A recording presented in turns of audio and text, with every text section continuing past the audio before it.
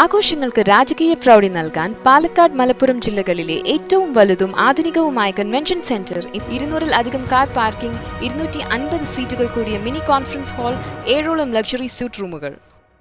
Thirumittacode Chathannoor government LP സ്കൂളിൽ നടന്ന കുടുംബസംഗമം ശ്രദ്ധേയമായി. ആദ്യകാല പൂർവ്വ വിദ്യാർത്ഥികളുടെ കലാപരിപാടികളും വേറിട്ട കാഴ്ചയായി. ചാത്തന്നൂർ ഗവൺമെന്റ് LP സ്കൂളിലെ കുടുംബസംഗമമാണ് രക്ഷിതാക്കൾക്കും നാട്ടുകാർക്കും വേറിട്ട അനുഭവമായി മാറിയത്.